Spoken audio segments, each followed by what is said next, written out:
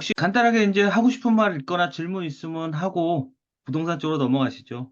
네, 혹시, 질문하실 분 하시죠. 제가 먼저 할까요? 네네. 네, 주식 투자가 어려운 이유 거기 35챕터에 전환사채, 이거는 간단한 것 같은데, 전환사채를 많이 쓰는 그런 주식 종목은 피하라라고 얘기가 돼 있는데, 이 전환사채 발행이 히스토리가 어디 나오나요, 이게? 공시에 나오죠. 그러니까 발행할 때는 나오는데, 과거께 예, 누적된 데이터도 나오는지 그걸 여쭤보는 겁니다. 나옵니다. 그, 그럼 그 방법을 좀 설명해 주시면, 얼마나 발행했는지 그걸 물어보시는 거죠. 그러니까 그동안 얼마를 네네, 과거에 발행했고, 그동안 얼마나 예, 했는지, 예. 그거는 HTS도 나오고, 아, 공시에도 나와요. 다트에. 이게 제가 여쭤보는 건 공시에 전환사채 발행한다고 나올 거 아닙니까? 네. 그러면 예를 들어서 뭐 과거 5년 동안 너트 발행지 그거를 쭉 공시를 확인해야 나오는 건지 아니면 뭐 또 엑셀에 필터링 하듯이 얘들이 공시를 얼마나 아, 했지? 그렇게 볼 수 있는 게 있는지. 제가 엑셀은 안 해봤고, 그거는 제가 일일이 다 봤는데, 공시로 그동안 봤을 때는 음, 일일이 다 확인을 했어요. 그 누적 얼마나 시비 발행했고 이런 거를 다. 그것을 확인할 수 있는 방법이 세 가지가 있는데요. 네, 역대 그 발행 기록이라는 걸 확인할 수 있는 방법이 세 가지가 있는데, 건준 씨가 얘기한 것처럼 첫째는 사업보고서상에 보면 나오고요. 네, 자, 두 번째는 그 HTS에 보면은 종목별 뉴스라는 게 있어요. 네. 거기에 키워드로 전환사채를 치면 아, 그, 키워드. 네, 전환사채 발행된 게 쭉 나와요. 예. 아, 예, 예, 예. 세 번째는 네이버 증시에 보면은 그 자본 변동 내역이라고 있는데, 자본 변동 내역, 예. 네네. 거기도 아마 나오는 걸로 알고 있어요. 예. 그 관심 있는 주식에서 이게 어디 데이터가 만들어져 있는 게 아니고, 제가 관심 있는 종목을 분석하려면 그런 노력을 기울여야 그걸 확인할 수 있다. 이런 말씀으로 드는데 맞나요? 네네네. 그건 좀 예, 예, 찾아보셔야죠. 예. 요거는 뭐 간단한 질문인 것 같고. 그 다음에 그 부정을 저지른 회사는 한 번만 저지른 게 아닐 거다. 과거에도 그랬을 거다. 뭐 이런 식으로 이제 설명을 해놨던데, 사실 이해되는 부분이 있는데, 여기서 말하는 부정이란 예를 들어서 어떤 게 있는지 좀 궁금합니다. 대표적인 게 저거 아닐까요? 그 횡령, 배임, 뭐 그런 것들이 대표적인 것 같아요. 뭐 주가 조작에 가담한 것도 있을 수 있고. 그 대표이사나 네네. 혹은 조직원이 네. 횡령 배임 이런 거는 저기 특히 상장 회사가 이런 일이 있으면 거의 신문에 나지 않나요? 이 정도면? 나죠. 신문에도 그러면 나고 그런 것 때문에 네. 이제 거래 정지도 되고 이렇게 되죠. 그러면 그 저기 부정을 저지른 회사라는 개념에 걸려드는 회사는 그렇게 많지는 않겠네요. 네, 그렇게 많지는 않아요. 전체 음, 종목수 대비 퍼센테이로 따지면은 그렇게 많지는 않고, 근데 네. 제 생각에는 이렇게 보고 있어요. 그 드러나지 않은 부분도 상당히 있다고 보는데, 이제 주식시장에 기업을 상장을 할 때 그냥 인간 심리로 보면은 이유가 두 가지라고 저는 크게 보여져요. 첫 번째는 자금을 조달해서 더 크게 키우려는 경우하고, 두 번째는 성장된 기업을 어느 정도 이제 공개하고 돈을 챙기려는 목적. 이 두 가지를 보여주거든요. 더 키우려는 경우하고 돈을 챙기려는 목적.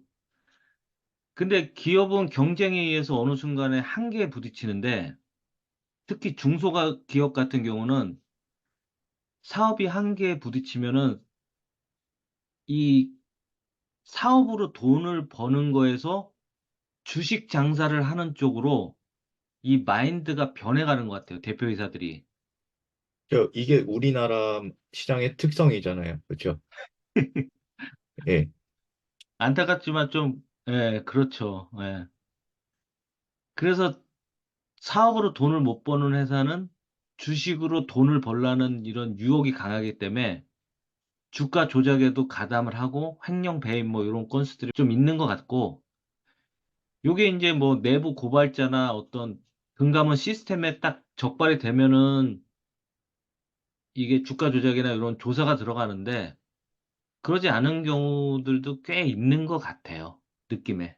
사실은 지금 제가 질문을 드린 요지가 사실은 그거였어요. 뭐냐면은 네, 횡령이나 배임, 주가 조작 같이 이미 매스컴에서 범죄 혐의로 막 떠들썩해서 나온 거는 실질적으로 나쁜 인상을 주기에 너무나 확실하니까 뭐 네, 그게 고급 정보일까 싶은데 좀 전에 말씀하신 것 중에 기업이 성장을 하다가 시장에서 경쟁에서 어느 한계가 느껴진다고 생각할 때 딴 생각을 하는 게 있을 수도 있다. 이 말씀이신데 그런 네. 거를 포착하는 뭐 이런 징후라든가 이런 거는 그런 특별한 게 없을까요?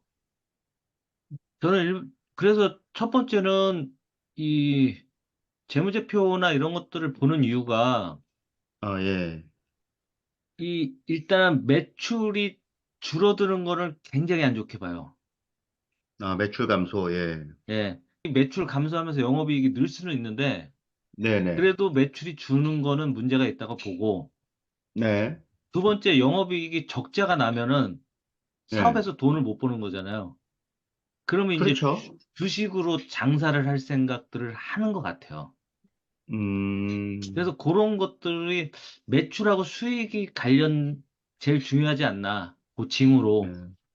네. 네, 실제로 이게 맞아요. 이게 영업이익이 마이너스 계속되면 보통 횡령배임이 잘 떠요. 음, 많이 뜨고 음, 갑작스럽게 거래 정지되는 경우도 많고. 음. 잘 이해했습니다. 좀 그래서 그 어려운 질문이었던 것 같기도 하고. 회계사 그 재무제표 공부를 하다 보면 그 고급편에 가면 그 노바렉스라는 회사가 나와요. 네. 그 노바렉스라는 회사가 대표가 전에 그 주가 조작에 관여를 했었어요. 그래서 문제를 일으키고 얘가 이제 다시 노바렉스로 해서 상장을 했는데 그래서 이제 어떤 여러 가지 제재 조치가 있었어요. 금감원에서 주식을 이제 어느 네. 정도 뭐 이제 어떻게 이렇게 블락을 하고 못 팔게 해놓고 여러 가지 그 내용이 나오는데 사경의 세계사가 그 방송을 하고 하면서 개미들이 그 주식을 많이 샀어요. 네. 근데 저는 그때 그 주식을 안 산 게 아까 말씀하셨듯이 그런 이력이 있는 사람이 과연 요번에는 안 그럴까 해가지고 그 주식을 사지 않았는데 그 주식이 이제 개미들이 많이 사면서 이렇게 차경인 대표가 얘기하면서 올라갔다가 많이 떨어진 걸로 제가 얼핏 기억을 하고 있어요. 네. 그래서 저는 그 한 번 했던 사람은 다시 할 확률이 또 할 가능성이 높다는, 높다. 예, 그런 거 동의합니다. 네. 워낙, 어, 네, 이제 마지막 질문인데요. 제가 준비한 것 중에. 챕터 36에 보면 주식시장은 합리적이다. 주가도 거의 뭐 90% 합리적이고, 뭐 내용상에 보면 비합리적인 10%를 찾았을 때 좋은 결과를 얻을 수 있다라는 그런 결론인 것 같은데, 네, 이게 다른 때 들었던 내용하고 다른 부분에도 나오는 내용을 좀 합쳐보면, 우리나라 주식이 저평가돼 있다고 하잖아요, 전반적으로. 그리고 네, 반대로 미국의 주식은 고평가돼 있다고 하는데, 네. 그래서 퍼가 높으면 고평가돼 있는 거죠. 그렇게 일반적으로 볼 수 있죠. 예, 네, 예, 예. 그러면 사실은 주식시장에 참여한 투자자들의 시장 파이 자체가 넓어졌을 때 그 고평가가 되는 그런 거 아닌가요? 음, 그러면 사실은 똑같이 예를 들어서 수익률이 뭐 100만 원을 투자해서 10만 원씩 이익이 나는 회사가 한국에도 있고 미국에도 있다. 그러면은 똑같은 기업인데 그 한국은 퍼가 낮을 것이고, 그러니까 주가가 낮을 것이고, 미국은 주가가 높잖아요. 그러면 이게 과연 합리적인가라는 생각이 갑자기 들더라고요. 네. 어차피 한국에 있는 기업이나 미국에 있는 기업이나 상황은 똑같은 거잖아요. 근데 미국에 있는 주식은 주가가 높아. 한국에 있는 주식은 주가가 낮고. 그런데 미국 시장이 그러면 합리적인 건지, 한국 시장이 합리적인지, 갑자기 이런 생각이 좀 들어서 좀 간단하게나마라도 좀 설명이나 의견을 좀 들어보고 싶었습니다. 그게 이제 주가가 원래 수익과 관련된 함수이긴 한데,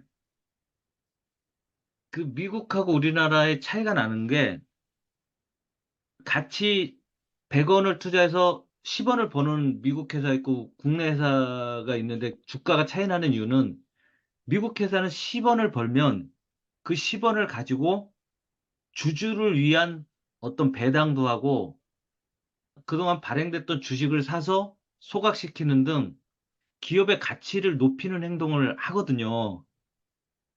근데 우리나라는 그동안 뭐 대표이사들이나 이런 대기업도 마찬가지로 중소기업들도 했던 행동들이 100원으로 10원을 벌면 이걸 자기가 혼자 벌었다고 생각을 하는 거죠. 여기 투자자들의 돈도 있기 때문에 투자자들한테도 그런 과실을 나눠줘야 됨에도 불구하고 자기를 위한 행동들만을 해가지고 요게 이제 코리아 디스카운트의 주 원인이었어요. 그러니까 지금 미국 회사랑 국내 회사랑 비교해 봤을 때는 당연히 미국 회사가 같은 수익성이라도 가, 가격이 높은 게 합리적입니다. 답변이 좀 됐을까요? 말씀 주신 내용만 가지고 제가 다 이해는 못 하겠는데, 아무튼 그 내용 가지고 조금 더 생각을 해보겠습니다. 네, 예. 아니, 제가 사실 질문을 하면서도 이거에 대한 답이 있을까라는 생각을 스스로 하고 있거든요. 네, 네. 아무튼 그렇습니다. 미국은 그리고 그런 게 있지 않아요? 그 401k인가?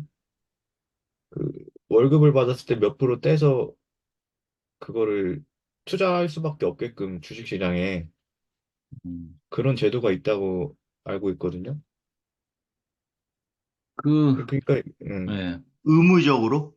예, 그러니까 그 의무를 누가 부여해요? 정부에서. 그래서 그런데, 이거를 그 퇴직연금식으로 받는다고 알고 있어요. 그거를. 아, 아, 그게 그러니까 우리나라도 IRP 해가지고 퇴직금을 CD형하고 DC형에서 이제 주식하고 채권에 이렇게 투자를 할 수 있고 은행에 디파짓 할 수 있고 이렇게 퇴직연금 이렇게 우리나라도 시행을 하고 있어요. 그 규모가 미국보다는 예. 역사가 짧지만 그러면 퇴직연금 운용하는 제도를 일부러 그걸 부양하려고 하는 방안 중 또 하나였겠네요. 예, 그 미국 정부는 그 증시 부양을 이제 거의 의무적으로 한다고 생각하면 편하죠. 알겠습니다. 예. 이상재님은 이제 뭐 주식에 대해서 공부를 열심히 하셔가지고 질문이나 이런 것들이 어느 정도 이렇게 많이 높은 수준에 와 있는 것 같아요. 아무튼 대단하십니다. 아닙니다. 그동안 공부를 좀 멈춰가지고 다시 시작하고 있습니다. 혹시 다른 하실 말씀이나 질문이 있으면 하고 없으면 부동산 쪽으로 넘어가시죠. 이정은 선수도 없다 합니다. 네.